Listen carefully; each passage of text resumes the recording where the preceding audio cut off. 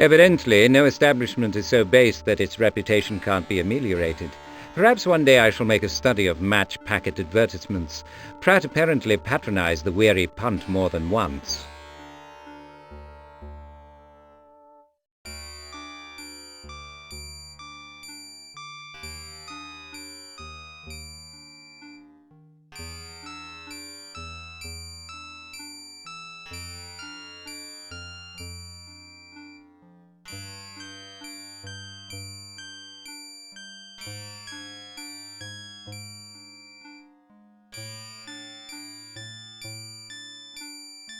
I'll just bring this along. Someone may recognize it.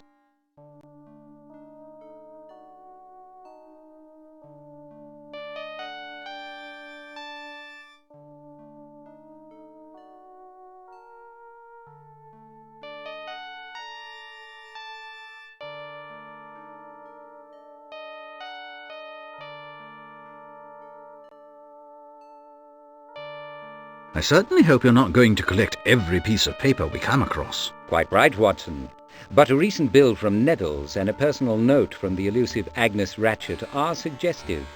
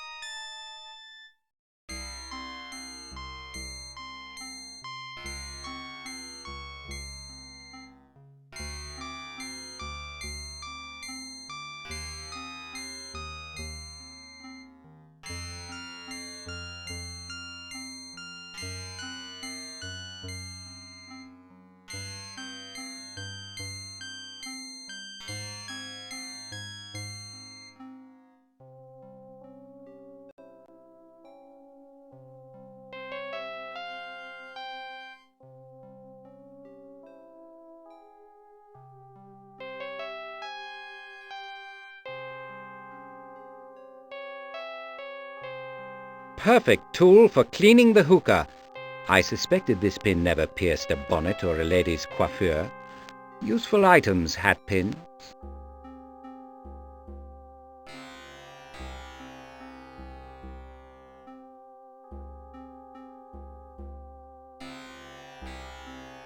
May I have your opinion of Pratt's decor, Watson? Bordellos and counterfeit harems of the world could learn a thing or two here. Did the filing clerk fancy himself a Maharaja? It's an old story. He was meant to be a potentate, but an accident of birth deprived him of his true destiny.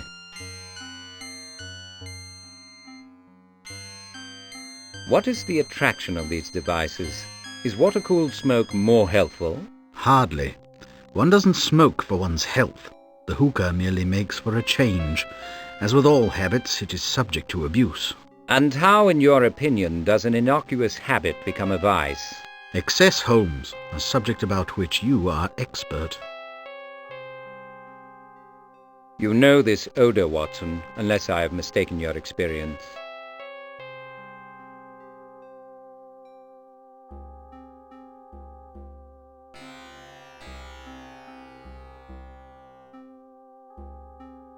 Opium.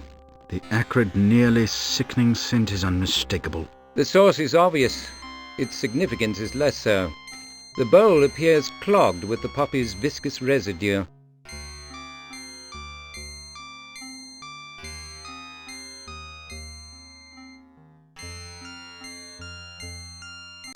Do you recognize this remnant of red cloth? It looks like a segment of ribbon. Yes, government issue. The type used to bind official documents. There is no doubt in my mind that Pratt was a principal in the formula's theft. He truly was a fool. But questions remain, surely. Why would Pratt have stolen it? Why indeed? And what did he do with it? And where is it now? And why was he killed? Fools tend to be foolish more than once. They are as dangerous to their friends as to their enemies. This wax once sealed Dewar's document. I'd bet on it. Where's the other half? If I knew, we'd be further along. But you make a nice observation, Watson. It does appear to be nearly a perfect half of the seal. Do you suppose this is a photo of the supposititious spacemaker? Why do you think the name is intended to deceive? In life or literature, I'll wager you've never seen it. It's a jest. Spacemaker, or Spaßmacher, means the joker in German. Would it be interesting to know why an alias was necessary or desirable? At the least, he wanted to conceal his identity from Mrs. Mason, but the Act of '85 may have been on his mind. Surely that's pure speculation, Holmes. Not so speculative, Watson, and hardly pure. People's predilections are their own affair until their criminal actions make them mine. The seal, the ribbon, the paper ash. The evidence is suggestive. That Pratt destroyed what he stole? Perhaps his nerve failed him, or he repudiated his treachery, but you will say suggestive evidence is not conclusive. Quite right, Watson. There is a large crime in motion. We must not be distracted by apparent solutions to portions of it.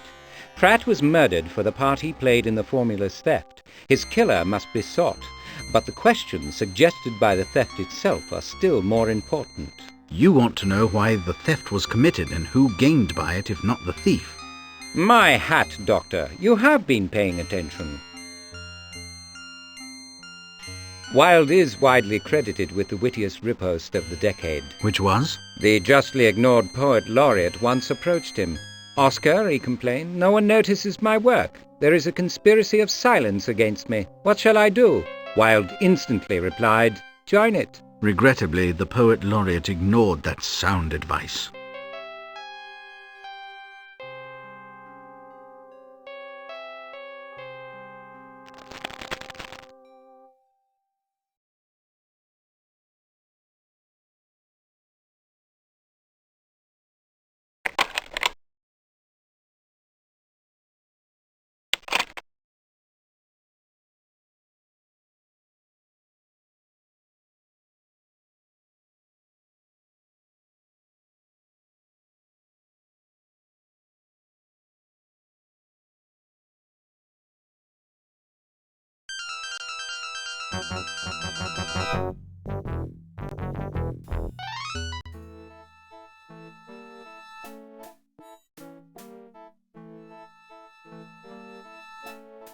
How can I help you, gentlemen?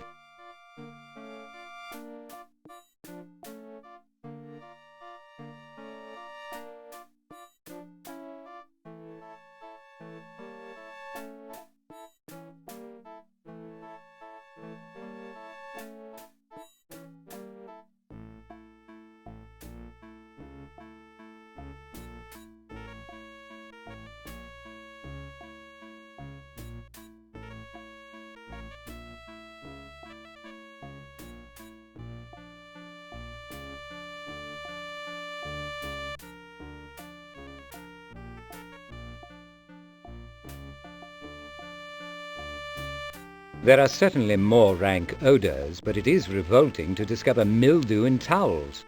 I'm certain the authorities would deem it less than hygienic.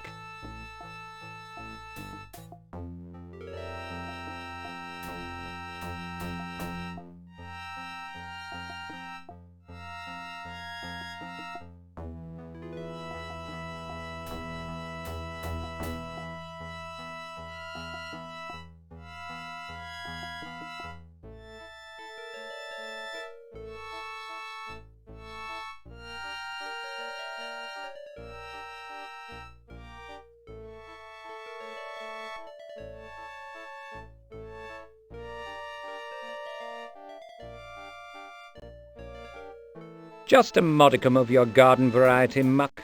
What does this place have against regular applications of soap and water?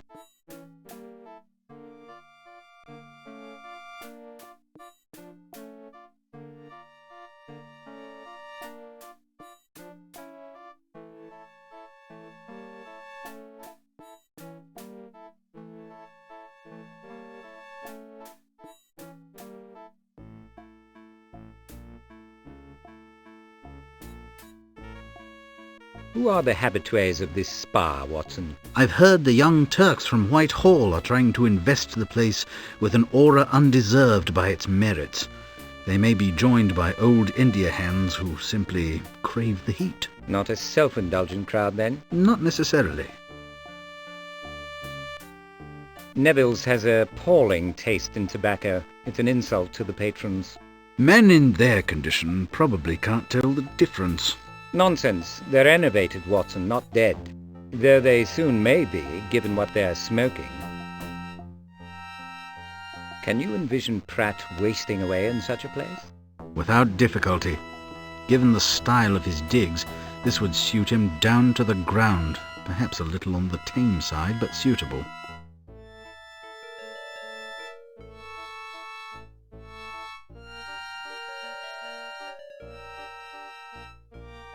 I believe Thomas Pratt was a patron of these premises. When did you last see him? Adrian Russell at your service. Were you thinking of joining us here at Neville's? I can make you an handsome introductory offer. We'd like a private word about Pratt. What are the chances? At Neville's, his privacy is my business.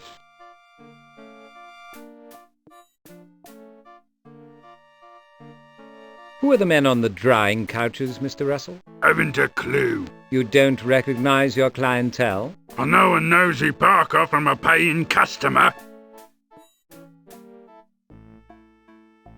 The premises seem lightly attended.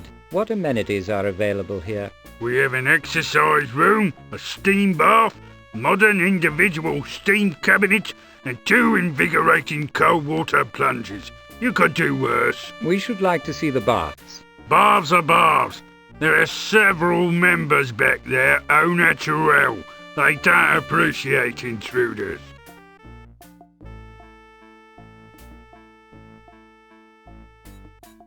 I'm not impressed with your choice of tobacco. The patrons don't complain. Perhaps the smell conceals some other scent. Perhaps you are encouraging some less savoury activities here? Leave off. What about a membership? Think you'd like to join? When I decide I want to spend my leisure conversing with dunces while smoking bad tobacco and acquiring pestiferous skin ailments, you'll be informed. Have you ever considered fumigating this place? It couldn't help but improve the atmosphere. Members appreciate the traditional bouquet of odours. Most find comfort in familiar scents. You would also, in time. Not if I lived 1,000 years. Perhaps we will become members, Russell. It looks a decent enough place. Sound thought. Put colour in your frog-belly complexion. Improve muscle tone. And you get to meet a nice class of person. All for a modest cost. I'll get you paperwork, shall I? Of course, we'd need to inspect all the facilities.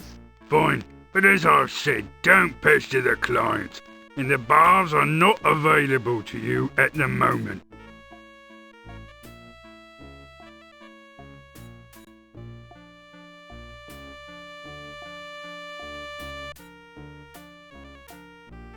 I earnestly counsel you, Watson, to touch nothing. Your concern is appreciated, Holmes, but in this instance probably misplaced. As baths go, this one appears relatively sanitary. As rivers go, the Thames is cleaner than the Ganges, but I wouldn't swim in either.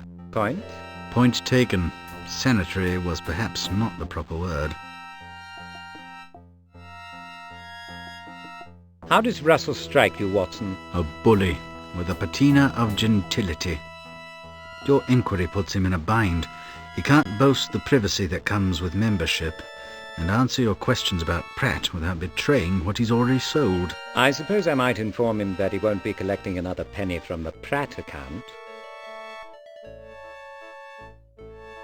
I wish to visit the baths, Watson, with or without Russell's permission. Fine. Can I help? I would say he looks a rough customer. Force is odious when subtler leverage will suffice. I'll request a refund on my olfactory senses if the hygienic standards of this place are above reproach. It shouldn't take long to confirm my suspicion.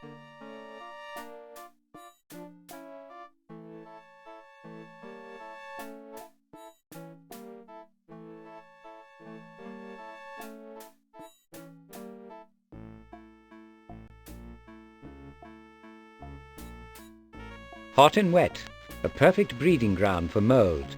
Pasteur would doubtless pay for samples of the captive bacteria. His institute deals only in virulent and contagious forms, neither of which this is. Perhaps, but you won't deny it is disgusting.